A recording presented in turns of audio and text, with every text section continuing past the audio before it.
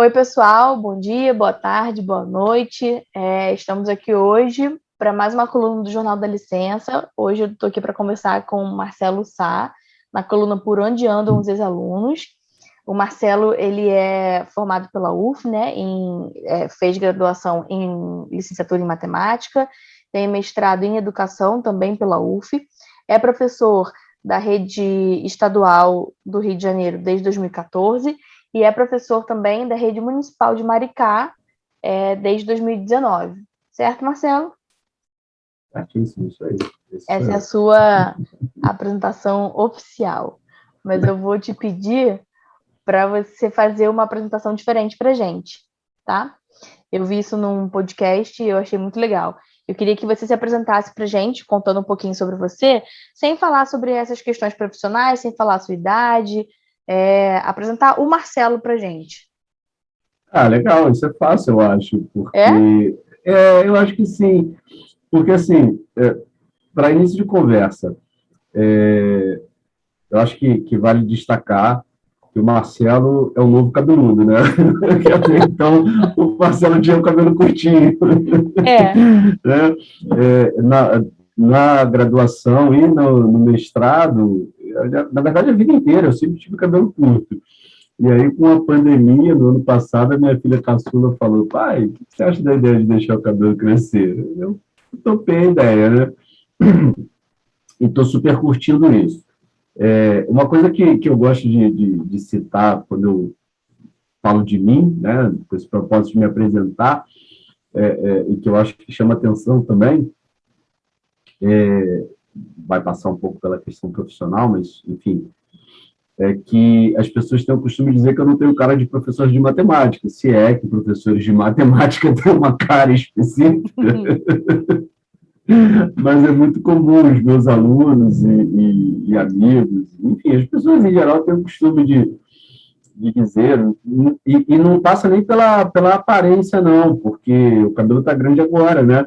Sempre foi muito curtinho e aquela coisa muito tradicionalzinha e tal, mas acho que pela maneira de pensar, de me expressar, os meus pensamentos voltados não só para a educação, mas até pelo meu estilo de vida, né? Porque, agora fugindo totalmente da questão profissional, eu sou o cara que cismo e pego a minha barraca de camping, enfio na mochila cargueira, subo na moto e vou, sei lá, acampar sozinho em Maromba, né? Eu não gosto de carnaval e está chegando o carnaval e, o que eu vou fazer? Já sei, vou para Maromba. E pronto, e vou. Né? Eu sou o cara que cisma e cancela os compromissos de sexta e de segunda para criar um feriado próprio para si, para chamar de seu, e aí faço a mesma coisa, pego a barraca, pego a moto e vou para Teresópolis acampar na Pedra do Sino, andar 6 horas no meio do mato, na trilha, para chegar lá no alto da montanha, montar acampamento, passar 2 noites lá no alto da montanha, no frio de rachar. Né? Eu sou o cara que gosta de cozinhar também. Eu sou, eu sou esse, né? Que gosta de se mexer e que tá pirando no meio dessa maluquice toda de pandemia, né? Esse apocalipse zumbi que a gente está vivendo. E agora o Marcelo é o mais novo ciclista. Que com o propósito de mim mesmo. Porque, assim, aliás, faltou dizer, uma coisa que me define muito bem é justamente a relação com a montanha, né? Eu tenho, inclusive, no punho, não sei se aparece minimamente aí, mas eu tenho aqui umas montanhas rabiscadas no punho. Eu sou oficialmente, formalmente, além de professor de matemática, né, licenciado em matemática, mestrado em educação, etc., eu sou guia profissional com registro no Ministério do Turismo e com especialização em atrativos naturais. Foi uma formação que eu busquei justamente porque eu gosto demais da natureza, eu gosto demais da montanha, eu gosto demais de fazer o trekking, né, a caminhada na natureza, e de levar as pessoas comigo. Eu não Foi a única exerço mais. pessoa, foi a única pessoa no mundo que conseguiu me fazer andar numa trilha de subida. Assim, já andei em outras trilhas antes planas, né? Agora, subir, não curto. A única pessoa no mundo que conseguiu me fazer uma trilha assim. E eu curti demais também, claro. Foi muito maneiro aquele dia, foi você. Mas é maravilhoso, cara, é sensacional. Na semana passada, eu fiz aniversário, né? Dia 9 de setembro foi meu aniversário, fiz 47 anos. Eu peguei as minhas duas filhas, a Letícia vai fazer 24, a Alice vai fazer 18, as duas fazem aniversário mês que vem. Eu peguei minhas duas filhas na quinta-feira, no dia do meu aniversário, e a gente foi comemorar dentro da Floresta da Tijuca, andando no meio do mato. E assim, justamente por conta dessa coisa da pandemia, né, o receio de estar em lugar com gente demais e tal, foi perfeito, porque no meio da semana, né, as pessoas não, a maioria está ocupada trabalhando, né? As pessoas não vão para a Floresta da Tijuca no meio da semana, elas vão no final de semana. Nos finais de semana tem ficado razoavelmente cheio, no sentido de... Não tanto porque existe um limite, eles estão controlando, eles diminuíram a quantidade de pessoas que podem entrar simultaneamente. Existe um controle real na entrada. Quando atinge, acho que 2.000 pessoas, não sei quantas são, eles fecham o portão e não impedem a entrada de mais ninguém. Mas durante a semana, imagina, né? E aí eu peguei as duas, a gente ficou, acho que, bem umas 3 horas andando lá dentro, 2 horas, 3 horas, sei lá. Isso é algo que efetivamente me descreve. Né? Se você quiser falar de mim para alguém, quem é o Marcelo? Ah, é o cara da montanha, é o cara da natureza, é o cara que tem uma paixão gigantesca por isso. E como eu costumo dizer, é o meu ponto de equilíbrio, né? Parecem duas pessoas muito diferentes. O cara que tem o raciocínio lógico, matemático, todo formatadinho, todo certinho e tal, né? E o cara que é um aventureiro da natureza, da montanha, que escala, né? Parecem duas pessoas totalmente diferentes. E muitas vezes, inclusive, eu tenho a sensação de que as pessoas não acreditam que essas duas pessoas completamente diferentes estão inseridas numa só. Mas a verdade é que eu gosto demais, eu amo demais ser essas duas pessoas numa só. E ter estas duas pessoas dentro de mim não só fazem esse todo, que sou eu, como são como é que eu vou dizer?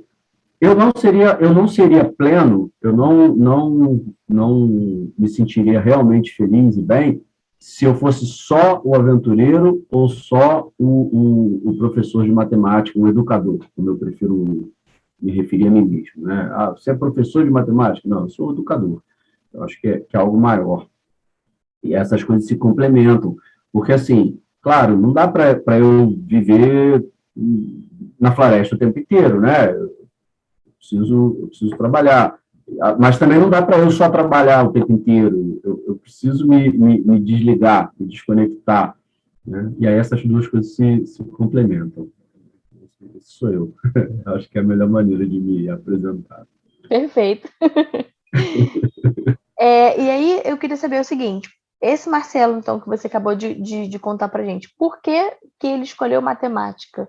Por que ele quis fazer licenciatura em matemática? Como que isso surgiu na sua vida? Natasha, isso é uma história um pouco longa. Eu vou tentar resumir. Tá bom. Tem outras perguntas, vamos. Pois é, eu vou tentar Gente, resumir. pelo que eu conheço o Marcelo, ele gosta muito de falar. Então, quando ele fala que a história é longa, senta que a história é longa. Tá, vamos lá.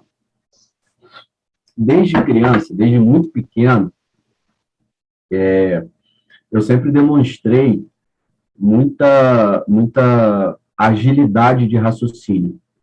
e muita facilidade de lidar com raciocínio lógico, quebra-cabeça, coisas desse tipo, né? Tudo que envolvia um raciocínio lógico assim, mais estruturado. Eu sempre demonstrei muita habilidade para isso. Eu sempre aprendi com muita facilidade, sempre tive esse raciocínio muito dinâmico, muito rápido, muito de ser capaz de juntar as coisas e chegar num resultado final assim, com muita rapidez. Né? E aí, eu não me recordo disso, mas a minha mãe diz que lá até então, primeira série, né, hoje segundo ano, quando eu era aluno da primeira série do ensino fundamental, do segundo ano do ensino fundamental, como eu fazia tudo muito rápido, como eu tinha esse raciocínio muito rápido, eu era criança, né? Então, assim, eu acabava de fazer as atividades em sala de aula e queria brincar, queria fazer isso qualquer outra coisa, eu não queria ficar sentado quietinho esperando os meus colegas terminarem, né? Lógico, né? Pois é. Então, a minha professora na época, primeiro ela começou a me passar mais atividades para me ocupar e impedir que eu tumultuasse a turma, que eu agitasse a turma inteira. Né? Depois ela percebeu que ela podia me colocar para ajudar os colegas que tinham mais dificuldade. E aí, segundo a minha mãe, segundo o relato da minha mãe, eu volto a dizer, eu não me recordo bem disso, mas eu demonstrava bastante habilidade nesse processo de ensinar. Eu não simplesmente sentava do lado do coleguinha e dizia, é assim, é assim, é assim. Eu realmente explicava, sabe? E não simplesmente dava a resposta também. Eu efetivamente conduzia o coleguinha para que ele conseguisse construir o próprio pensamento e chegasse lá sozinho na solução. Era uma coisa que chamava a atenção da minha professora na época. E aí, claro, ela relatou isso para os meus pais, que são professores, tanto a minha mãe quanto o meu pai, né? O meu pai já não é mais vivo, mas o meu pai era professor de letras, de literatura brasileira, e a minha mãe era alfabetizadora nessa escola em que eu estudava. Então, os dois sempre muito ativos, muito participativos, né? Sempre presentes na escola, nas reuniões de pais e tal, e aí eles sabiam dessa minha característica, dessa minha habilidade. Então, eu cresci muito seduzido por tudo que tivesse raciocínio lógico envolvido, mecânica, eletricidade. Essa escola é uma escola construtivista, então eu trago, né, essa bagagem. Eu tive aula de eletricidade, eu tinha um laboratório de eletricidade. Eu lembro que a gente, moleque, sei lá, 10, 12 anos, a gente ia para o laboratório de eletricidade, era sensacional, era muito legal aquilo. Então, eu tive isso alimentado e porque eu tinha a facilidade de aprender, os professores começaram a olhar atentamente para mim. E porque eu tinha a facilidade de ensinar para os meus colegas, de ajudar os meus colegas nas atividades em grupo, né? Eu conseguia... as pessoas começaram a dizer, caramba, você vai seguir a carreira dos seus pais, você vai ser professor igual aos seus pais. E quando criança, eu achava aquilo lindo, eu ficava entusiasmado com aquilo, inclusive. Eu dizia, pô, realmente, eu vou ser professor como os meus pais. Curiosamente, quando eu cheguei na adolescência, e aí, cabe um parênteses, né, porque tanto meu pai quanto minha mãe eram professores, eu sempre vivi muito rodeado de professores. Muitos dos amigos dos meus pais, que frequentavam a nossa casa, eram também professores, né?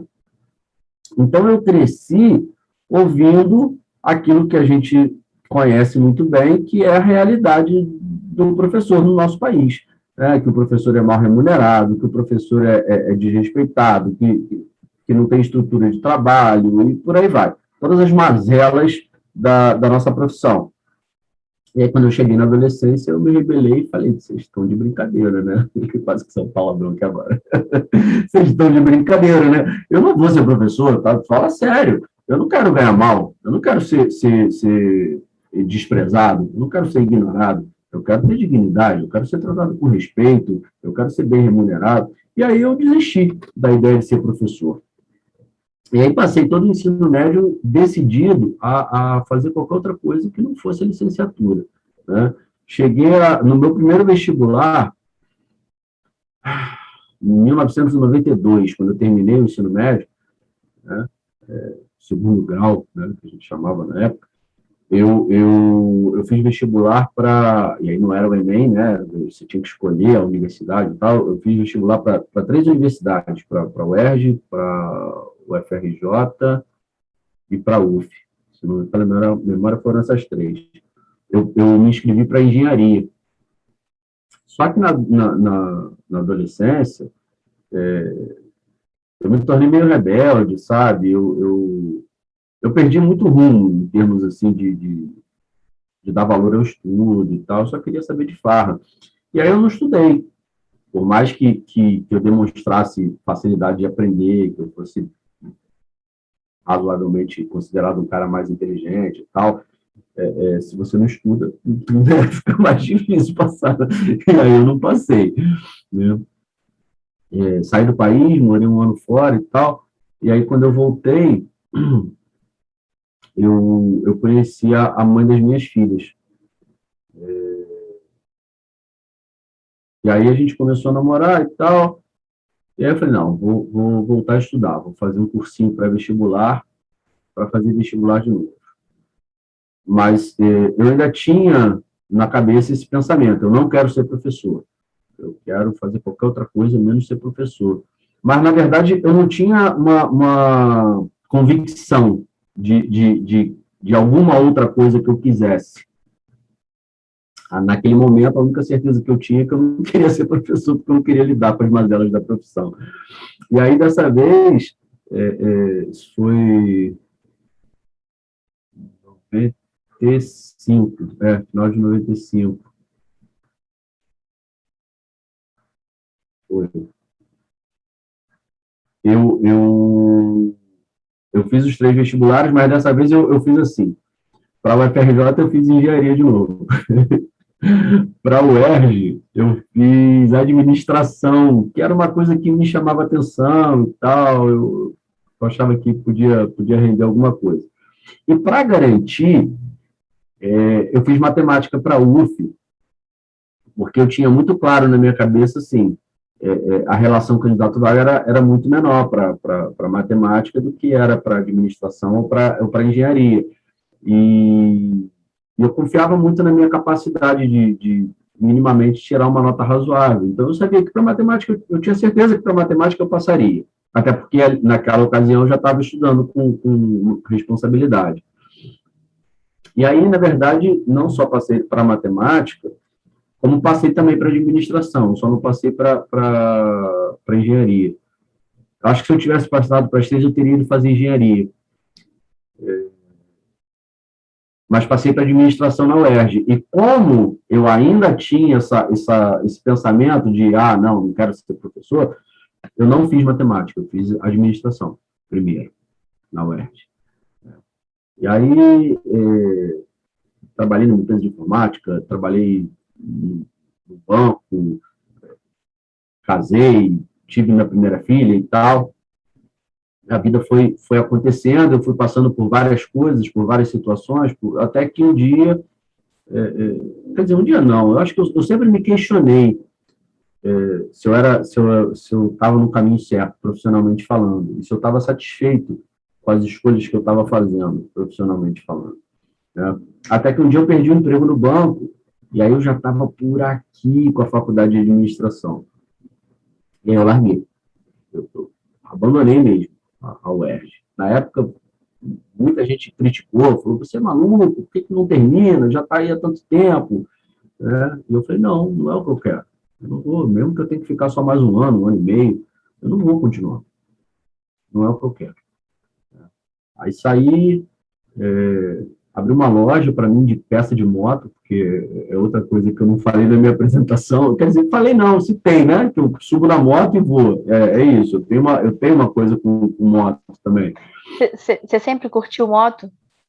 Desde adolescente. desde adolescente. Eu sempre gostei de velocidade, desde criança eu assistia a Fórmula 1, né, torcia pelo Ayrton Senna e tal, então eu sempre gostei de velocidade. E, e aí eu abri a loja de peças de moto e tal, enfim. Até que chegou um momento em que a loja não foi para frente, eu acabei fechando depois de algum tempo, e aí, nesse processo de sempre me questionar, eu olhei para trás, eu olhei para o meu caminhar até aquele ponto, né, e eu percebi que em todos os lugares, todos, sem exceção, sem nenhuma exceção, em todos os lugares onde eu trabalhei, inclusive na loja que eu abri, que era minha própria, né, mas em todos os outros lugares por onde eu passei profissionalmente falando, de uma forma ou de outra, eu sempre ensinei. Eu sempre treinei funcionários novos, eu sempre ensinei. Na empresa de informática, eu trabalhava na área de suporte técnico, então eu tinha que por telefone, ensinar o cara do outro lado da linha a configurar um equipamento de informática. No banco, toda vez que entrava funcionário novo, eu pedia para que eu treinasse aquele funcionário. Eu sempre ensinei, de alguma forma, o que quer que fosse. E aí, isso é uma coisa que também é muito marcante, sabe, Natasha, para mim. Eu não gosto de ensinar matemática. Eu gosto de ensinar. Qualquer coisa. Qualquer coisa. Eu fiz ontem tabule. Se você quiser, eu te ensino a receita. Você não é muito chegada a comida natureba, né? Mas tudo bem. Eu recebi hoje a minha encomenda de cogumelo, porque é uma coisa que eu curto pra caramba é comer cogumelo. Eu posso te ensinar a preparar cogumelo. Eu gosto de ensinar qualquer coisa. Eu tenho uma amiga que me pediu para que eu ensinasse a escalar. Eu estou ensinando ela a escalar. Já aconteceu até, e aí isso é muito forte também, já aconteceu até de uma menina para quem eu dei aula particular, era matemática financeira. Você sabe, a gente não vê matemática financeira no curso de formação da matemática, né, na licenciatura em matemática. A gente não vê matemática financeira, a gente sabe matemática, beleza, mas matemática financeira é outra parada. Aí a menina estava fazendo faculdade e tal, sei lá do quê, e aí tinha matemática financeira, que ela já tinha reprovado 2 vezes, estava fazendo pela 3ª vez, e só faltava aquela matéria para ela se formar, ela não aguentava mais, ela estava perto de perder, e eu não sei nem como essa menina chegou a mim, e aí ela pediu ajuda, socorro e tal, eu falei, não, calma aí, eu vou te ajudar. Eu tive que pegar o material, a apostila dela, né, estudar aquilo tudo e tal, o livro, sei lá o que ela tinha na época, acho que era uma apostila. E aí, estudar aquilo tudo e tal, para poder preparar uma aula bacana, e foram várias aulas, né? E aí a menina conseguiu finalizar, conseguiu fechar a disciplina, só que era matemática financeira, mas ela só podia usar uma calculadora simples, ela não podia usar uma calculadora financeira. Claro, a calculadora financeira, as fórmulas já estão inseridas ali, o professor, né, estipulou essa regra.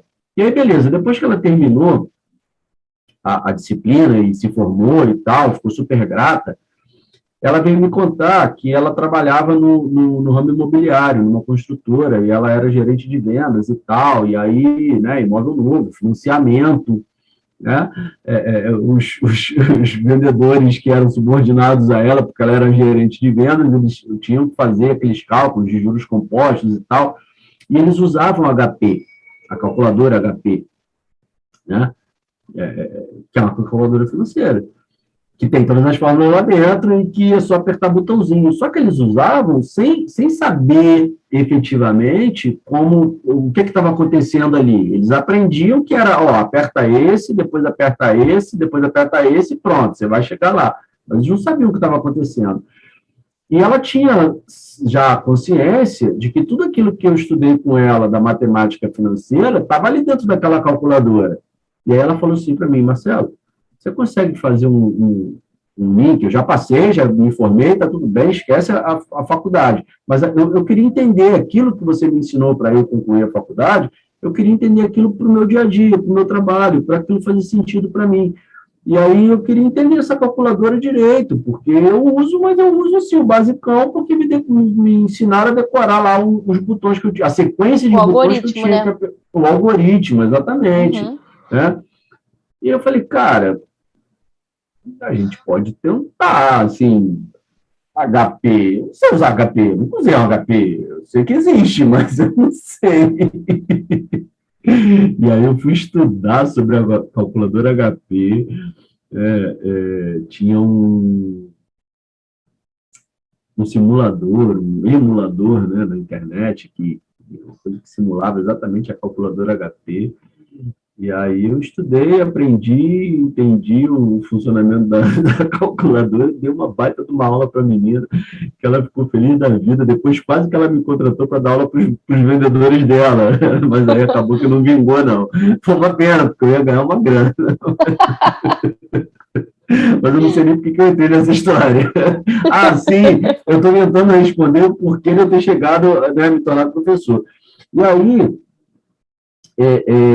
olhando para trás e entendendo isso, o quanto eu sempre estive, de alguma maneira, ligado ao ensino, o quanto eu gosto de ensinar, e o quanto a minha cabeça realmente ela tem assim umas coisas lógicas muito encaixadinhas. Eu falei, cara, eu não sei por que eu estou lutando tanto contra isso, né? Beleza, de fato, a nossa profissão é ingrata pra caramba, o nosso salário é medíocre. Hoje mesmo eu estava lendo mais uma vez, na novidade, a gente vira e mexe e vê isso, mas está lá no jornal, lá no, sei lá que site que eu vi, que jornal eu vi, mas, enfim, está lá, né, que o piso do professor no Brasil de 40 países, o mais baixo de todos, de 40 países. Tá, beleza, a gente sabe disso. Mas aí eu pensei, falei, caramba, tá, tudo bem, o salário é ruim, a situação é complicada, né? Falta de estrutura, tarará, tarará. Mas, pô, peraí, eu gosto, não gosto? Gosto, beleza, eu gosto. Eu acho que eu posso fazer uma parada maneira, né? Acho que eu posso fazer uma parada maneira. Será que se eu fizer uma parada maneira, será que minimamente eu não consigo, pelo menos, fugir desse piso tão medíocre né, e conseguir colocações um pouco melhores, que me tragam uma renda um pouco melhor do que a maioria? Talvez, pode ser que sim. Né? E aí foi quando eu me dei conta de que eu já tinha perdido tempo demais, sabe? E é,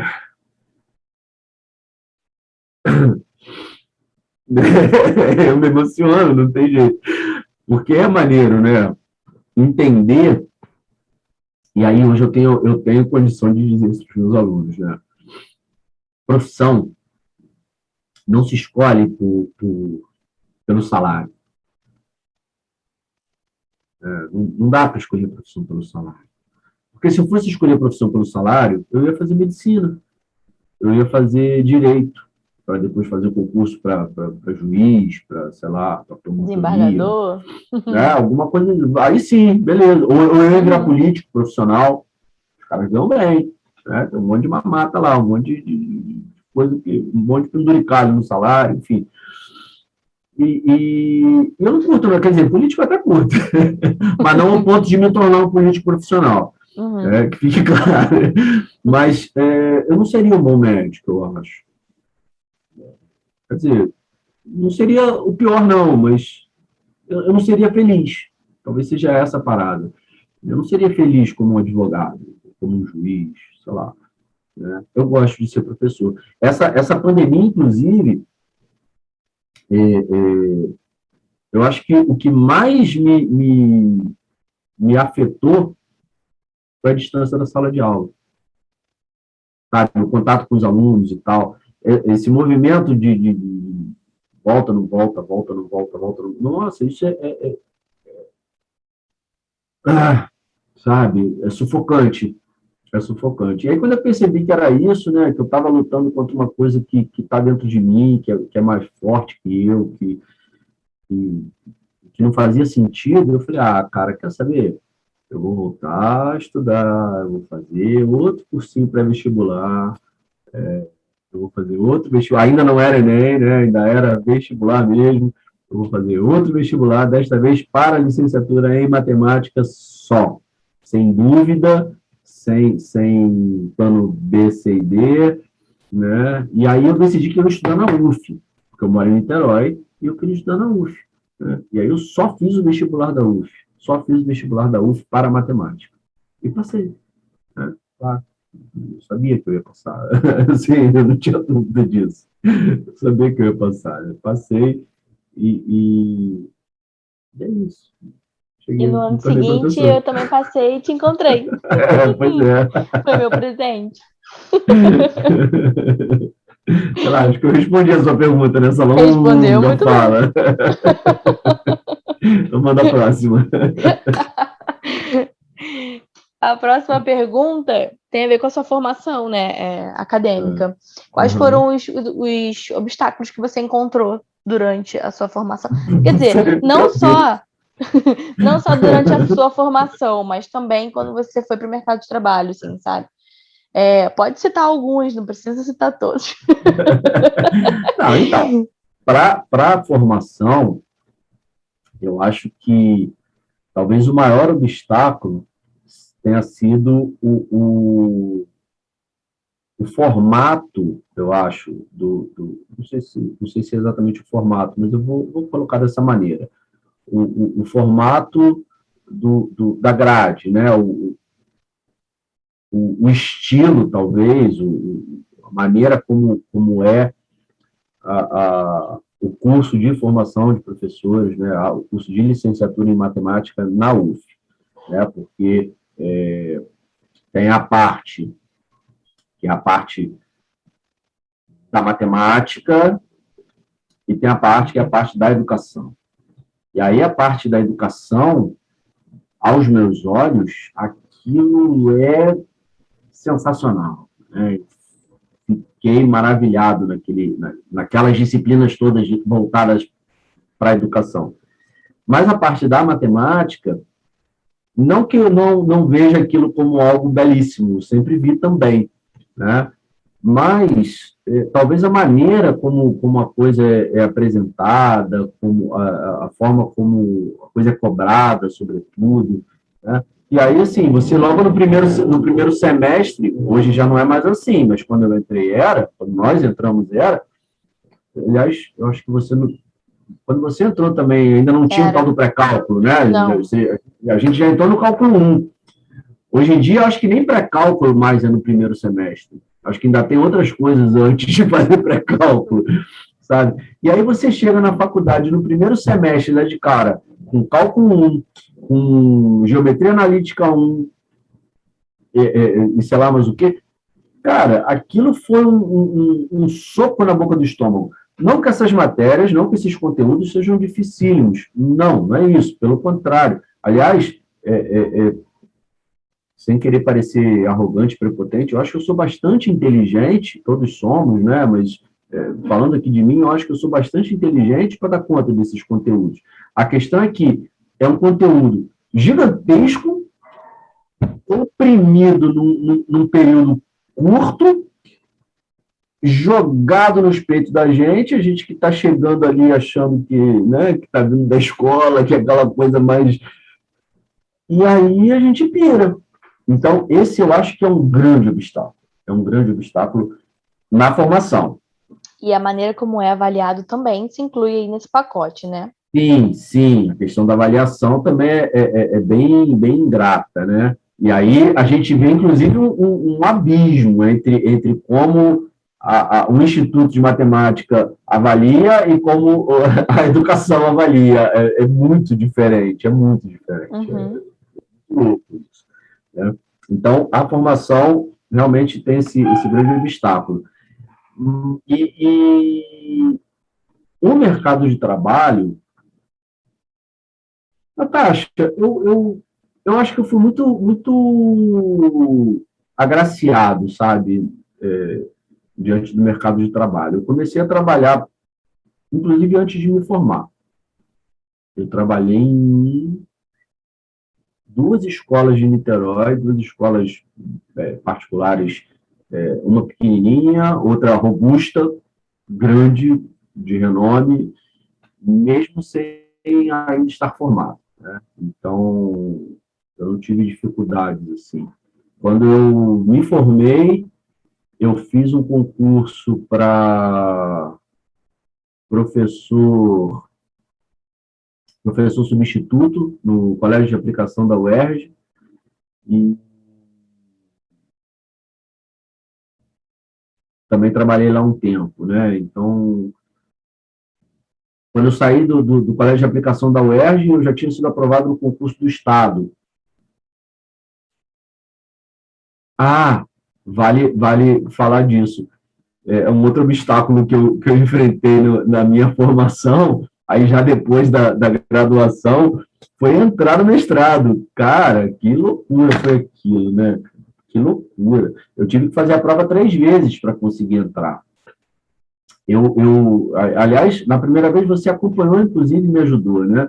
Eu corri desesperadamente para dar conta de elaborar uma proposta de pesquisa, na qual, inclusive, você me ajudou, né? E eu já tive a ajuda de 2 professores muito queridos da UF, o Bruno Dacier e a Flávia Soares me ajudaram demais nessa construção desse projeto de pesquisa.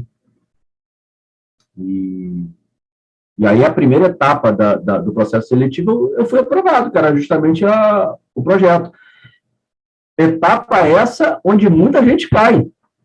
Muita gente cai no processo seletivo do mestrado da educação da UF. Muita gente é eliminada de cara ali na primeira etapa por conta de um projeto de pesquisa mal escrito. Então, eu fiz um projeto de pesquisa bacana. Quando chegou na segunda etapa, que era a prova, por um lado, uma prova super bacana, no sentido de que era uma redação, né? Um critério de avaliação mais aberto, mais livre, né? Por outro lado,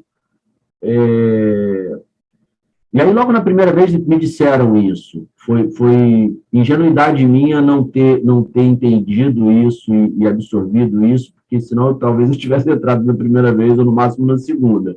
Eu só entrei na terceira vez, mas logo no início me disseram isso.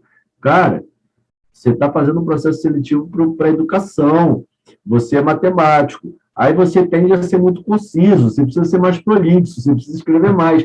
Eu já sou prolixo falando. Por que eu não fui prolixo escrevendo, né? E por que eu não ouvi os conselhos que me deram logo no início? Eu continuei escrevendo pouco. E aí eu me lembro que a prova, a redação, né, você tinha uma folha de rascunho. E eu fiz a redação como quem faz uma redação de vestibular, ou de Enem, que tem 30 linhas, 40 linhas, sei lá, limitado, né? Aquele espaço limitado. Eu fiz toda a minha redação no rascunho e depois passei toda a minha redação a limpo. Na primeira vez que eu passei, que eu tentei entrar, eu fiz dessa maneira. Da segunda vez que eu tentei entrar, eu fiz dessa maneira. Aí, na terceira vez que eu tentei, e nas 2 vezes eu escrevi 1,5 páginas. E aí, na terceira vez que eu tentei entrar, quando eu finalmente me convenci daquilo que já vinham falando no meu ouvido várias vezes nos últimos anos, né, eu entendi que eu tinha que escrever mais. Em vez de eu fazer toda a minha prova no rascunho mais uma vez, eu usei o rascunho tão somente para botar ali umas palavras-chave, organizando minimamente, assim, eu preciso começar falando disso, disso, disso, depois eu preciso desenvolver falando disso, disso, disso, e eu preciso finalizar falando disso, disso, disso. Acabou. Esse foi o meu rascunho. O meu rascunho eu levei, sei lá, gastei 15 minutos, não sei. Não lembro, foi mais rápido, foi muito mais rápido do que tinha sido nos dois primeiros anos. E aí, todo o tempo restante, eu pude usar para efetivamente escrever. E aí, em vez de escrever 1,5 páginas, eu escrevi 4 páginas. Aí eu entrei. Foi um baita de um obstáculo. Foi um baita de um obstáculo. Mas, enfim, eu acho que profissionalmente, realmente, eu fui muito sortudo, sabe? Eu não tenho do que reclamar, não. E depois de passar para o Estado, eu entrei no Estado, no ano que eu entrei no Estado, eu passei para o mestrado, aí eu passei 2 anos fazendo o mestrado e tal, E aí, depois que eu concluí o mestrado, eu passou mais um tempo, tal, e aí eu fiz o concurso para Maricá, onde eu também entrei bem colocado. Nos dois concursos eu entrei bem colocado. No concurso do Estado eu entrei em 17ª colocação. E no concurso de Maricá eu entrei em segundo lugar. Então, realmente, não dá para dizer que foram obstáculos, né? E foi um concurso muito concorrido, esse de Maricá, né? Foi. Muita gente fez. Então, você contou um pouquinho sobre a sua trajetória, sobre as dificuldades. Sobre as dificuldades que você encontrou, né? Sobre as dores, e agora eu queria saber um pouquinho sobre as delícias de ser professor. Então, quais foram os louros que você encontrou nessa trajetória? Cara, tem muita coisa, tem muita coisa. De cara, no Estado, 2014, eu cheguei no meio do ano na turma. Eram duas turmas. Eu cheguei no meio do ano na escola, e aí eu cheguei com outras turmas, e aí a diretora adjunta, que era responsável pelo quadro de horário, veio conversar comigo e me pediu encarecidamente que eu assumisse duas turmas que a professora que era dessas duas turmas tinha se aposentado, e eram duas turmas de primeiro ano do ensino médio, e ela não queria que eles ficassem sem matemática dali para o final do ano e tal. Pelo amor de Deus, me ajuda, vai, aceita. E aí, né, eu ia ganhar uma grana extra, eu tinha tempo disponível, né? Isso aí. E aí eu aceitei e peguei as duas turmas. E aí eram duas turmas, assim, de cara, eram as duas turmas que nenhum professor gostava. Já começa por aí. Eram as duas turmas que nenhum professor gostava. Eram duas turmas pequenas, porque, sei lá por que motivo, eles enchem a 1001, aí quando enchem a 1001, enchem a 1002, aí quando enchem a 1002, enchem a 1003, aí, né, a 1005 tinha meia dúzia de gato pingado, e a 1006 meia dúzia de gato pingado. Mas é aquela meia dúzia de gato pingado que eu achei graça agora do gato pingado, porque você tem um monte de gato ali, eu tenho um monte de gato aqui. Mas é aquela meia dúzia de estudantes que já tem um histórico de várias reprovações, que já tem um histórico de conflito dentro da escola, de problema com o professor, de problema com outros colegas e tal. Né? Então, eram aquelas duas turmas que ninguém queria, que ninguém gostava, que todo mundo reclamava. E eu fui mesmo assim, vamos embora, né? Tá bom. Na verdade, eu acho que eu só soube disso depois, que eu já tinha aceitado pegar as turmas.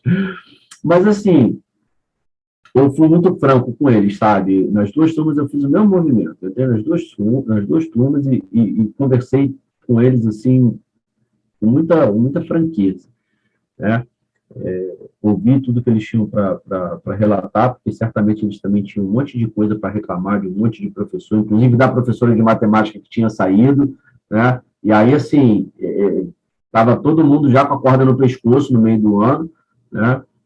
E fizeram um monte de reclamação da professora. Eu falei, não, beleza, vamos fazer o seguinte, se vocês me ajudarem, eu ajudo vocês, porque vocês são vários, eu sou um só, eu não consigo duelar com vocês, eu não vou ganhar essa luta, não adianta, é uma luta em glória. Eu não consigo obrigar ninguém a estudar, não consigo obrigar ninguém a aprender, eu não consigo abrir a cabeça de vocês e enfiar o conhecimento lá dentro.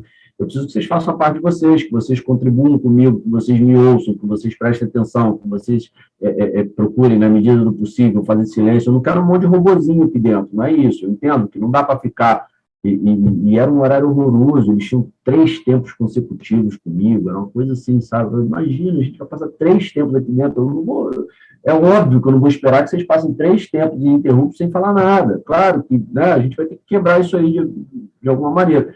Mas eu preciso que, na hora que eu comece a explicar alguma coisa, eu preciso que vocês se calem para me ouvir, né? E que vocês efetivamente tentem fazer as atividades propostas, enfim, a gente vai caminhar junto. Se a gente conseguir bons resultados nesse terceiro, era o terceiro bimestre, né? Eu estava entrando no meio do ano. Se a gente conseguir bons resultados nesse terceiro bimestre, eu prometo que eu vou ajudar vocês a nota que vocês tiraram nesse terceiro bimestre, a gente volta lá na nota do segundo bimestre e apaga aquilo tudo e repete essa nota do terceiro, eu repito para vocês no segundo. Ou no primeiro, sei lá. E a nota do quarto bimestre a gente faz a mesma coisa. Vocês vão passar de ano com notão, se vocês fizeram parte de vocês e me ajudarem, permitindo que eu faça a minha. E, né, eu tenho minha responsabilidade também, beleza. E aí a coisa foi fluindo, foi fluindo.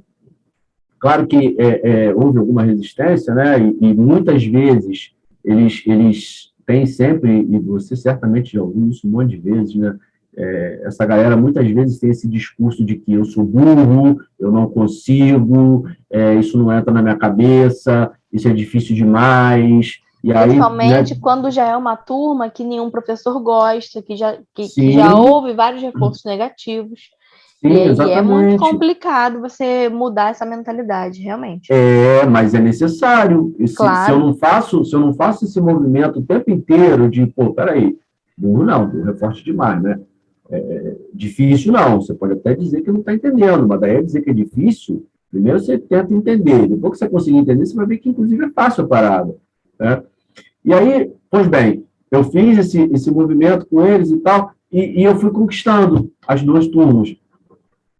E aí, eu não sei exatamente de que forma, mas eles descobriram o dia do meu aniversário. Como eu falei há pouco, eu fiz aniversário semana passada, 9 de setembro. Né? Eles descobriram o dia do meu aniversário. E eles fizeram um trato com a professora, um rolo lá, combinado com a professora de português, que dividia essas duas turmas comigo, que era uma pessoa bacana. A gente trocava de sala, eu e ela, né? Ela estava na 1005, enquanto eu estava na 1006, e depois a gente trocava. Então, os alunos combinaram com ela, eles organizaram as duas turmas juntas, organizaram entre eles uma festa surpresa para mim, e aí, perto da hora de acabar a aula na sala em que eu estava, o primeiro pediu para ir ao banheiro, aí foi e não voltou. A gente está acostumado com isso. A gente sabe que eles vão e não voltam. Aí a gente finge que está tudo bem, que não percebeu e tal. Aí o segundo pediu para o banheiro, foi e não voltou. Daí a pouco o terceiro pediu para ir, foi e não voltou. Até que chegou uma hora que a aula acabou, e aí eu me despedi deles e peguei as minhas coisas para ir para outra turma. E aí foi engraçado porque os poucos que estavam em sala se levantaram e vieram numa de, não, a gente vai levar você até lá, sabe, e tal. Como a relação já era bacana, como a gente já tinha desenvolvido uma relação legal de amizade e tal, aí um vem, me abraça, o outro vem, pega minhas coisas da minha mão, não, deixa que eu levo outras coisas, não sei o que e tal. E eles foram comigo até a outra sala, que estava com a porta fechada, e que, em princípio, eu não entraria, porque, em tese, a minha colega estava lá dando aula, eu não ia entrar, eu esperava ela sair. Eles me empurraram sala dentro, cara, e a sala estava toda arrumada, com um monte de comida, um monte de coisa, montaram um circo danado lá para fazer uma festa surpresa para mim. E aí, pronto, né? Eu chorei igual uma criança, eu desabei. Você nem é chorão, imagina. Né? As duas turmas mais odiadas da escola, né? Que nenhum professor tolerava. A molecada fez festa surpresa para mim. Se uniram, eles brigavam entre eles se uniram para organizar uma festa surpresa para mim. Isso é impagável, né, cara? Não tem... A nossa profissão, nesse sentido, ela é sensacional. E tem várias outras, né? Várias outras histórias, sem querer me estender, mas eu acho que cabe mais uma. Um aluno para quem eu dava aula particular, eu não vou dizer o nome dele, mas Fulaninho. O pai chamava Fulano, ele chamava Fulaninho, né? Uhum. João, Joãozinho, Marcelo, Marcelinho, coisas desse tipo. O Fulaninho. O Fulaninho morava com a avó, os pais eram separados, e aí a avó me ligou, aluno de escola particular, né, uma família abastada, uma avó com grana e tal. A avó me ligou, finalzinho de ano, acho que ele estava no primeiro ano do ensino. Não, ele estava terminando o nono ano do fundamental. Ele estava terminando o nono ano do fundamental, estava prestes a perder de ano.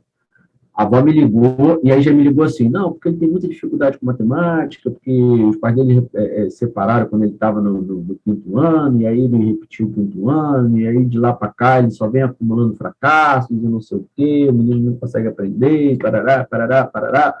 E tá bom, eu vou aí ajudar o seu neto. E aí eu fui. E aí nessa coisa de inho, para início de conversa, o garoto de fato era pequenininho. Né? Era o fulaninho só porque era o mesmo nome do pai, fulano. Mas mais do que isso, ele era pequeno, de baixa estatura, um garoto baixinho. E aí, caramba, para um rapazinho, né, para um rapaz jovem, um adolescente, um menino nessa sociedade machista que a gente vive, ser pequeno é horrível. É horrível. Ele era, né, ridicularizado, desprezado, humilhado, desrespeitado e por aí vai. E aí uma das primeiras coisas que eu adotei foi não chamá-lo de fulaninho. Fulano. Seu nome é fulano, eu vou te chamar de fulano. Peraí, pô. Né? Mas mais do que isso, eu ficava o tempo inteiro falando, pô, para com isso. Não, você é burro. Não, você não é burro. Não, você é capaz. Claro que você é capaz. Porque ele dizia que ia fazer faculdade particular, porque ele não teria condição, ele não teria capacidade de passar no Enem. Coisas desse tipo, né? E aí a gente estudou duro, a gente conseguiu fazer, ele conseguiu passar de ano, foi para o ensino médio. A avó queria, inclusive, que eu continuasse dando aula para ele nas férias. Eu falei, minha senhora, seria maravilhoso para mim, porque né, dinheiro a gente só ganha na aula particular, a gente só ganha se der aula. Mas eu não vou fazer isso com o seu neto. Ele merece, precisa descansar, precisa, é uma necessidade, precisa descansar. Deixa o seu neto descansar, que depois eu volto. Aí eu dei aula particular para ele o primeiro ano do ensino médio todo, o segundo ano do ensino médio todo. E aí, quando chegou no terceiro ano do ensino médio, ele me chamou, eu fui lá para dar uma aula. Aí eu já não falava mais com a avó, né? Ele já tinha amadurecido um pouco mais, já tinha liberdade, ele falava direto comigo, pô, Marcelo, vamos marcar aí e tal, não sei o quê. E aí eu fui lá, dei aula para o menino, e aí, no final da aula, eu falei para ele, fulano, olha só, beleza, eu vim e tal, te dei essa aula aí, beleza. Mas você já se deu conta de que tudo que a gente viu hoje, a gente estudou no ano passado, no ano retrasado? Você está no terceiro ano, cara. Terceiro ano, vai ter uma outra coisa de novidade para você. A maior parte do que você vai ver agora é revisão do primeiro e do segundo, aprofundamento do primeiro e do segundo. Bicho, a gente estudou isso. Está na hora de você se virar sozinho, né?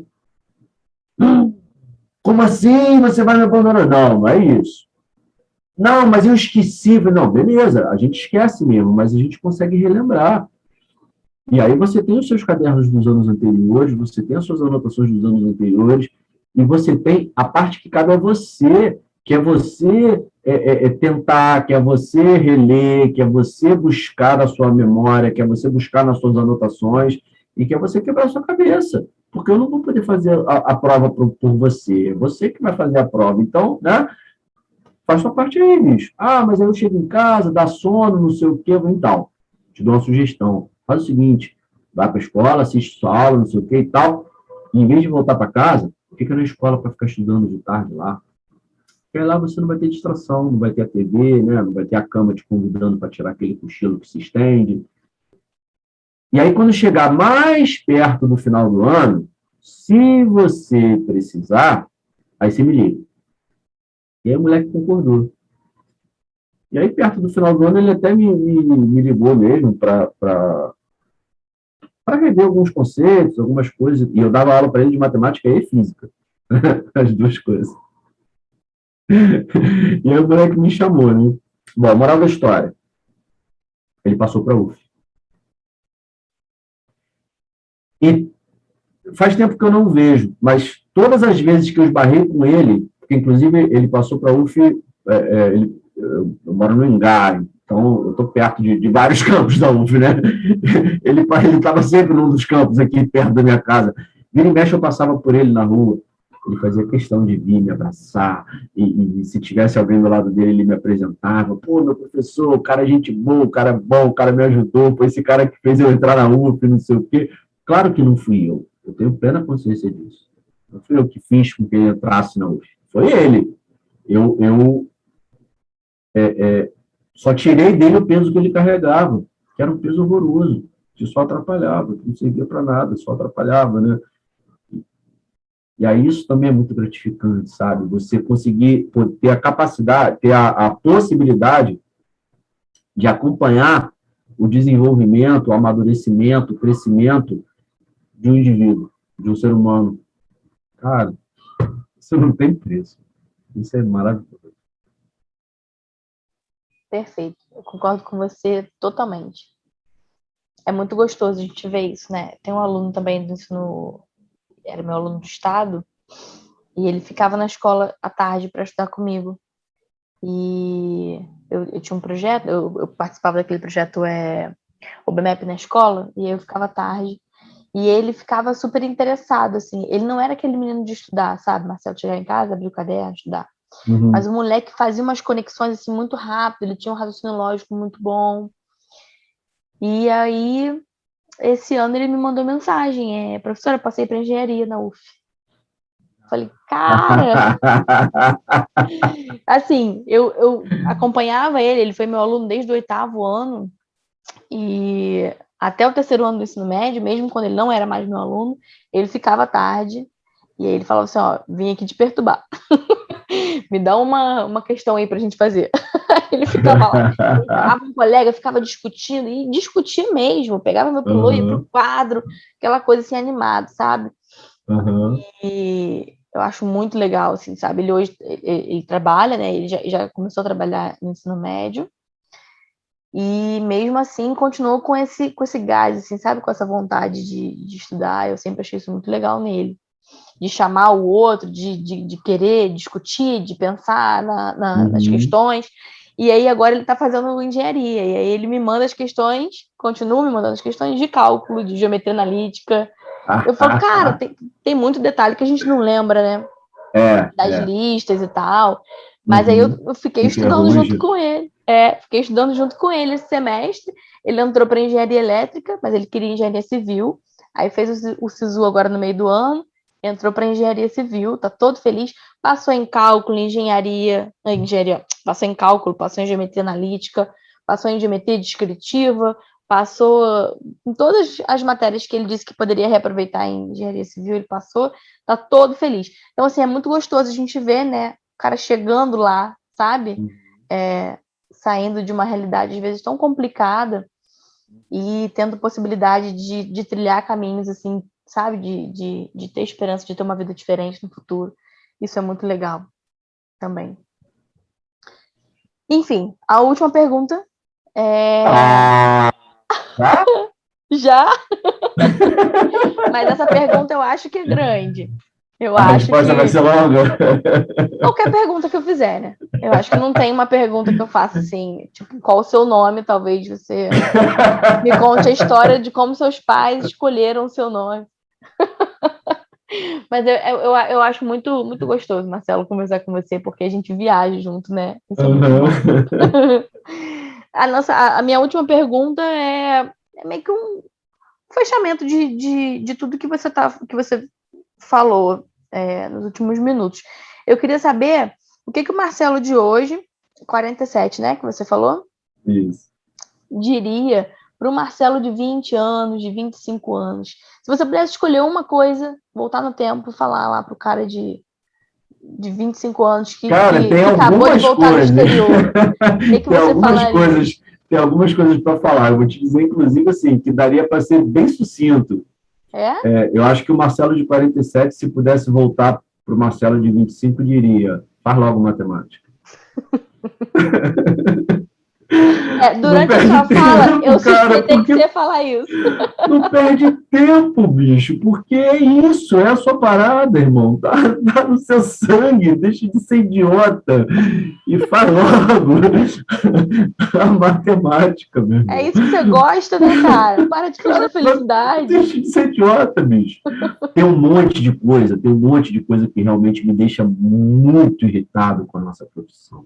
A escola em si, a estrutura burocrática, a estrutura, o modelo de educação que a gente tem, eu acho um lixo.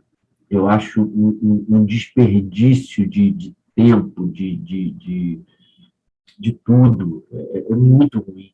O meu sonho era jogar uma bomba na instituição, escola, como a gente a conhece, sabe? E transformar tudo em cinza e recomeçar do zero, sabe? Reconstruir, fazer sei lá, fazer qualquer outra coisa que eu não sei nem o quê. Eu não sei nem o quê. Mas eu não tenho a menor dúvida de que o que a gente tem hoje, enquanto instituição, e não estou falando só da escola pública, não. A escola pública, muitas vezes, perde muito para a escola particular por falta de estrutura, no sentido de não ter um data show, né? De não ter uma internet, de não ter um computador, enfim. Mas, tanto a pública quanto a privada, esse modelo de educação convencional, tradicional, mais corriqueiro, né? É um modelo de educação que está mais do que fracassado, sabe? E aí, enquanto a gente não conseguir mudar isso, a educação vai continuar isso aí que está ainda. As pessoas vão continuar se limitando a decorar, as pessoas vão continuar se limitando a copiar, a colar, a ignorar, né? As coisas que estão sendo ensinadas na escola continuarão sendo vistas como coisas inúteis, né? E a gente vai continuar ouvindo as mesmas perguntas de sempre: para que isso serve? O que eu vou fazer com isso? E por aí vai. Dia desses eu estava lembrando, por acaso, eu lembrei de um curta-metragem feito por estudantes da rede estadual, da rede pública estadual, da primeira escola que eu trabalhei no estado. A garotada é boa, sabe? Eles fizeram foi em 2014 mesmo, no ano que eu entrei. Foi 2014. Eles fizeram um curta-metragem. Havia uma competição, um concurso, né? Direcionado para as escolas públicas, direcionado para os estudantes. Agora eu fiquei na dúvida, eu não lembro se tinha estudantes da rede particular também, mas era direcionado para estudantes, isso eu tenho certeza. Organizado pela UF, tá? Um evento em nível nacional, aberto a quem quisesse participar. Os estudantes tinham lá os parâmetros, as regras e tal, eles tinham que criar vídeos, filmes curtinhos.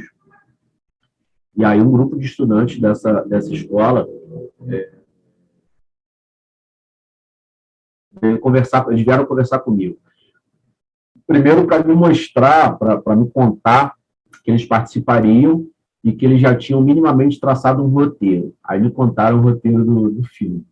Falei, pô, vai ficar maneiro esse negócio aí, eu quero ver isso aí. Aí eles começaram a filmar. E aí, à medida que eles iam filmando, eles iam me mostrar as cenas, sabe? E aí eu falei, pô, legal. E aí, no final, eles vieram pedir minha ajuda porque eles precisavam de alguém que interpretasse o papel de um professor. E eles não queriam que fosse um deles, porque todo mundo com cara de moleque, de adolescente, eles queriam alguém com cara de adulto, né? E aí eles perguntaram se eu podia ser o professor. Eu falei, pô, lógico, vocês estão falando com a pessoa certa, vamos embora. Adoro uma bagunça, né? Adoro um movimento. Imagina, participei da parada amarradão. Cara, você sabe que eles conquistaram o título em primeiro lugar no tal concurso da UF? E aí foram premiados, teve todo um evento de premiação, foi sensacional. Na época, criou uma polêmica danada dentro da escola, porque era um filme bem crítico, fazia uma crítica ao modelo escolar, e a diretora, limitadinha, tadinha, entendeu como uma crítica àquela escola em particular, e não era uma crítica à escola como um todo, né? E aí depois, quando eles foram premiados, né, tiraram o primeiro lugar no concurso e tal, aí ela entendeu que a coisa era muito maior, ela ficou feliz, né? Mas no mesmo momento ela ficou meio puta com o tom, o tom crítico do vídeo. E aí, eu não sei nem por que eu puxei essa história, né? A gente estava falando, me perdi, mas a gente estava falando de voltar e da crítica à educação, sei lá, me perdi, mas é sensacional. Depois eu vou até te mandar o link, porque esse vídeo tá no YouTube. A gente pode colocar aqui embaixo também, para quem quiser assistir na descrição. Sim, eu acho que vai ser interessante. No ano seguinte, isso foi curioso, cabe complementar. No ano seguinte, eu tive aula com um dos professores no mestrado. O concurso foi em 2014. Foi justamente o ano que eu entrei para o mestrado. Aí as aulas de mestrado começaram em 2015.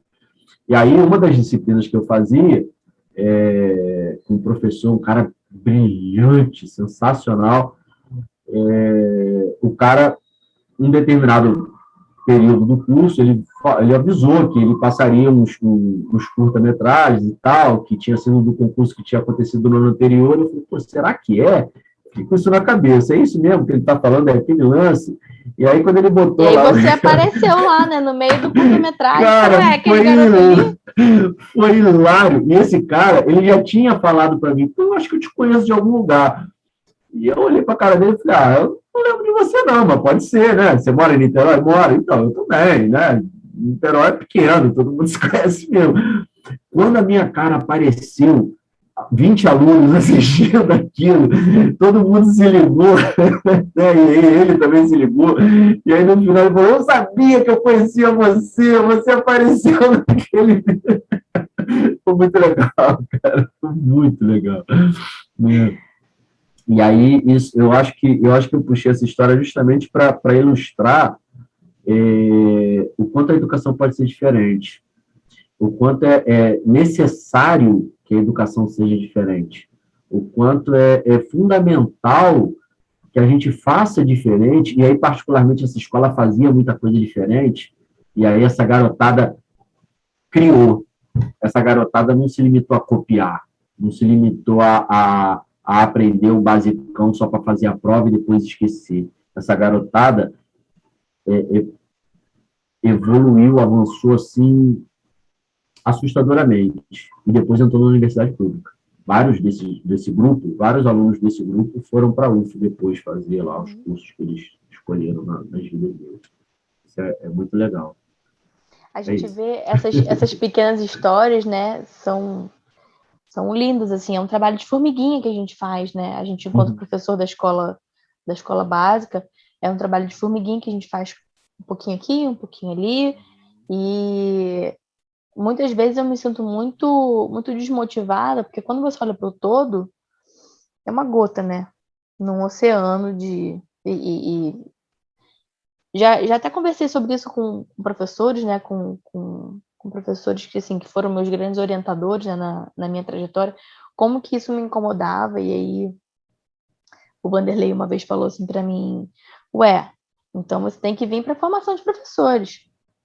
Meu sonho, trabalhar com formação de professores. Porque aí você começa a fazer um trabalho maior, porque você influencia pessoas que cada uma vai fazer uma gota, e você não está mais contribuindo com uma gota, sabe? É uma coisa mais deixa eu te interromper. Significativa. Eu lembrei porque que eu puxei essa história. Porque, falando desse vídeo em particular, uma pessoa, eu fui procurar o link lá no YouTube, que eu sabia que isso estava lá no YouTube, e aí eu encontrei o vídeo, evidentemente, está numa página, num perfil, sei lá como é que chama, de um dos alunos do grupo que fez esse vídeo, né? E aí eu encontrei outros vídeos E aí, no meio desses outros vídeos, tem um outro vídeo, que eu vou te mandar também o link, em que eles entrevistam os professores de matemática da escola. E aí, claro, eu também fui entrevistado. E aí, só que eu não lembrava mais desse vídeo, eu não lembrava mais dessa entrevista que eles fizeram comigo. E nesse vídeo, eles trazem justamente... Eu tenho certeza que isso você vai adorar assistir esse vídeo, vai ser sensacional, vou colocar também o link dele aí, e você vai entender que aquilo que está sendo falado lá tem muito disso que a gente está falando aqui. Eu acho que foi por isso que eu trouxe essa história toda. Eu queria chegar nesse vídeo em particular, onde eles fazem questionamentos justamente nesse sentido de, cara, para que a gente aprende isso? Por que tem que ser assim? Por que tem que ser assado? Por que não pode ser diferente? Né? E aí eu e as outras professoras, são mais duas professoras que são entrevistadas. Nós três, a gente, naquela escola, por acaso, os professores de matemática daquela escola, todos tinham um pensamento assim, mais de vanguarda, né? mais fora da caixinha, a gente traz muito essas questões do quanto é necessário fazer diferente, do quanto é necessário repensar a educação, do quanto é necessário repensar a avaliação, né, que foi uma coisa que você trouxe lá atrás, porque, de fato, a prova, o que é uma prova? O que é prova? José Pacheco fala isso. A prova não prova nada. Aquele português de Portugal, né? Aquele sotaque dele de português de Portugal, a prova não prova nada. Né? E eu tive a oportunidade de ouvi-lo falar isso pessoalmente, inclusive, mais de uma ocasião. Isso foi uma coisa que me marcou muito, sabe? Porque, de fato, eu acredito muito nisso. A prova não prova nada. Eu posso estar muito preparado para uma prova e se no dia da prova eu tiver gripado, eu já não vou ter o mesmo desempenho que eu teria se eu não tivesse. Simples assim. Então, a prova não prova nada. Como é que a gente faz uma educação diferente? É uma excelente pergunta. É difícil. É difícil, sobretudo porque a gente tende, pelo menos eu acabo me sentindo isolado. Eu me sinto sozinho. Sabe? Sozinho é complicado, né? Sozinho é quase impossível. É quase impossível. E, ao mesmo tempo, para você buscar os seus pares, quer dizer, é uma coisa que eu venho pensando há muito tempo. Tem muita gente que fala assim para mim, você precisa fazer concurso para ir para lugares melhores. E aí, lugares que são intitulados melhores são o Colégio Pedro II, um Instituto Federal, né? Ou até entrar mesmo para a universidade. E aí eu fico pensando assim, as pessoas falam para mim, mas você é muito boa. As pessoas próximas, né, que gostam de mim, claro que eles vão falar isso. Mas você é muito boa, você tinha que estar na universidade, você tinha que estar no Colégio Pedro II. E aí eu fico pensando, sabe, Marcelo, será que tinha? Será que os professores que são considerados bons, que pensam assim fora da caixinha, como você está falando, será que eles têm que estar nesses colégios de excelência? Ou será que eles têm que estar na escola pública justamente para fazer uma educação diferente? Sabe? Isso é uma coisa que me intriga bastante. Eu entendo o que você está falando e talvez você tenha razão. Eu já pensei muito, eu venho pensando agora nos últimos meses, né? Em Maricá, por exemplo, na escola em que eu trabalho, na prefeitura de Maricá, é uma escola nova, onde, sei lá, talvez 90% dos professores sejam professores que entraram nesse concurso que eu entrei, né? Que estão lá há 2 anos, alguns menos até que isso. E é uma galera que tem uma cabeça muito aberta, tem muita disposição e tal. Eu venho me perguntando se não seria possível que essa galera se unisse e efetivamente conseguisse reformular minimamente, ao menos dentro dessa escola, criar coisas diferentes, criar processos diferentes, enfim, fazer coisas diferentes. Eu torço para que sim. E aí, se isso for possível, talvez essa sua fala faça sentido, né? Talvez eu não precise estar dentro da universidade, eu posso, de repente, fazer algo diferente dentro de uma escola pública da rede básica. E pode ser que essa coisa diferente funcionando dentro de uma escola pública da rede básica depois seja replicada para outras escolas da rede, sei lá. Né? Pode ser que a gente consiga mudar por dentro, de dentro. É. Eu acho que, assim, eu ainda tenho muita esperança nisso. Não que eu vou mudar, que eu vá fazer grandes coisas, mas para os meus alunos, para aqueles indivíduos que estão ali convivendo comigo, pode ser uma grande coisa, sabe? Eu acho que essa coisa, eu pelo menos sempre tive essa coisa de, eu preciso mudar a educação tá toda errada, eu preciso fazer alguma coisa para mudar o todo. Nunca vou conseguir isso, sabe? Hoje eu já me conformo. É muito, né? Não, quem sou eu, cara? Mudar tudo é muito, né? Pra mudar alguma coisa. Mas assim, eu tenho ali 30 alunos em cada turma, sabe? Se eu mudo para eles, já é bastante, então eu também tenho que. Tem mais uma coisa que eu queria contar. Por conta do. Eu tenho que admitir que eu estou aqui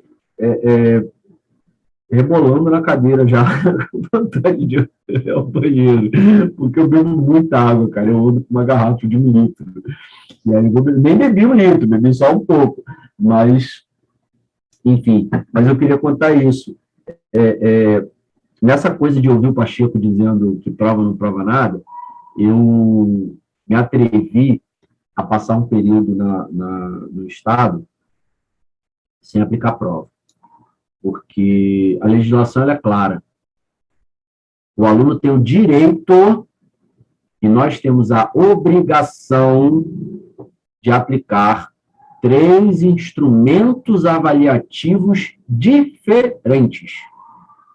Em nenhum momento fala que tem que ser prova, e o que se faz com uma prova e um teste, que na verdade só muda o nome, porque é exatamente o mesmo processo, é o mesmo instrumento avaliativo, só mudaram o nome, porque o que tem de diferente de uma prova com um teste, né? Nada. Um é múltipla escolha, o outro é discursivo, será que é isso? Na maioria das vezes não tem nada. E a prova geralmente tem mais conteúdo que o teste, né? Mas fora isso... Pois é. Né? Então, na verdade, aí aplicam 2 provas e um teste, ou 2 testes e uma prova, quer dizer, dei 3 avaliações. Não, está errado. O que é feito é criminoso, inclusive. Que diz respeito à lei, a partir do momento que diz respeito à lei, né? Mas, enfim, eu me atrevi a não aplicar prova por um tempo no Estado. Depois eu passei a aplicar uma prova, mas eu comecei a fazer as provas com consulta, que também é uma coisa que funciona muito bem. Mas eu fiz uma coisa que eu achei sensacional e que, cara, eu fiquei impressionado como aquilo deu certo. Autoavaliação. Autoavaliação. Funciona com adolescente e funciona com criança maravilhosamente bem. O que eu fiz? Joguei no quadro lá alguns tópicos que eu acho que são importantes, que sejam refletidos, né, sobre os quais haja uma reflexão. Cara, você se dedicou ao processo de aprendizado, de ensino-aprendizagem, você se esforçou, você fez as atividades propostas ou deixou de fazer, você ajudou seus colegas, porque eles fazem muito trabalho em grupo, você... Veio para as aulas. Enfim, né? Algumas coisas assim. Pode dizer para eles, olha, vocês vão refletir sobre esses tópicos todos aí e vocês vão se avaliar. E aí vocês vão fazer uma coisa que talvez seja realmente difícil de fazer, que é, a partir dessa avaliação que vocês vão fazer, vocês vão atribuir uma nota para vocês de 0 a 10. Só tem um detalhe. Tem que ser uma nota justa. Não é simplesmente, eu quero 10. Você merece 10. Se você mereceu 10, beleza. Mas você tem que merecer. Ou, eu não mereço nada, vai ser 0 mesmo. Pô, será que você não merece nada? Você não fez nada, absolutamente nada no bimestre inteiro? Não, peraí. Né? Tem que ser justo. Justo. Não pode ser injusto nem para cima nem para baixo. Vocês vão pensar aí um pouquinho e daqui a pouco eu vou chamar um por um aqui na frente para vir me dizer que nota acha que deve receber. Cara, impressionante. sempre foram muito honestos, muitas das vezes foram muito rigorosos com eles próprios, e nas primeiras vezes, nas primeiras vezes em que cada um se avaliava, eles se davam conta do quanto eles estavam fazendo pouco quando a nota era ruim, e eles muitas vezes melhoravam a partir dali, sabe? Eles passavam a se empenhar mais, a fazer melhor, a levar a coisa com mais responsabilidade e seriedade. Sensacional, sensacional. Uma parada muito legal. E aí, pronto. Um critério de avaliação é esse. Não precisa ser prova. Tem que ter uma ferramenta, um instrumento de avaliação. Qual é o instrumento de avaliação? Autoavaliação. Muito legal. Perfeito. Recomendo. Eu já fiz isso uma vez. E eu fiquei impressionada também, porque eles são altamente rigorosos. E eu nem tive esse papo com eles de, tem que ser justo, não. Eu falei, é uma autoavaliação, são vocês que vão dar uma nota para o desempenho de vocês, porque vocês acham que vocês merecem ao longo desse período. E eles davam notas que eu não concordava, mas notas assim, abaixo do que eu daria, sabe? Sempre tem um ou outro que é meio engraçadinho, que fala assim, bota 10 aí.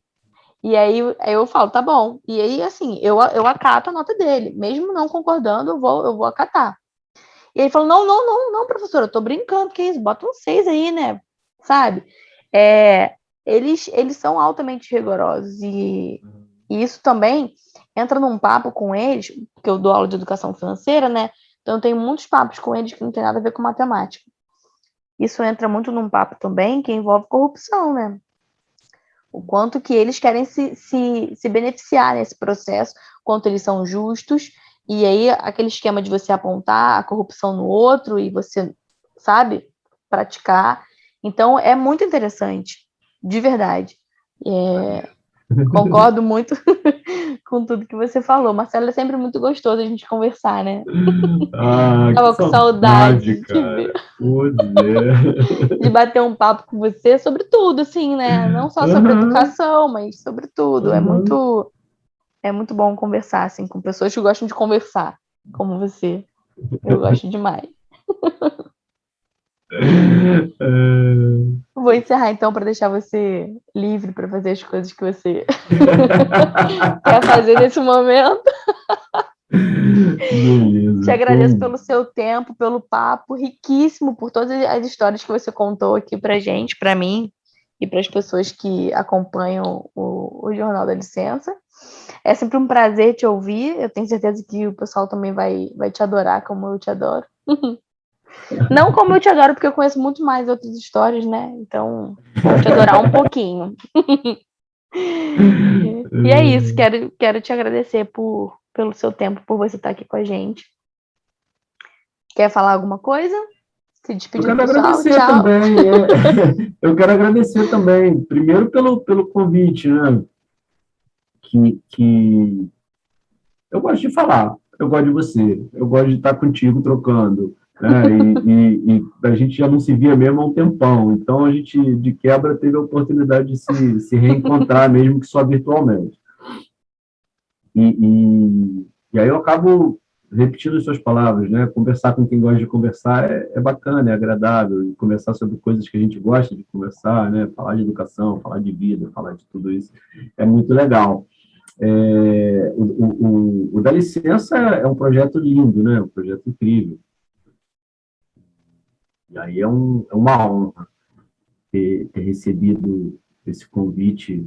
Para mim foi tão especial, né? O convite de uma pessoa querida que atua num projeto lindo e que me dá essa oportunidade, né? De me abrir, de falar, de me emocionar, enfim, só tenho a agradecer. Então, eu deixo aqui um beijo gigante para você, que é uma amiga muito querida. Deixo aqui também um abraço para o Vanderlei, que é um professor sensacional, né? Que é o coordenador, né? Ele é o coordenador do programa. Isso, né?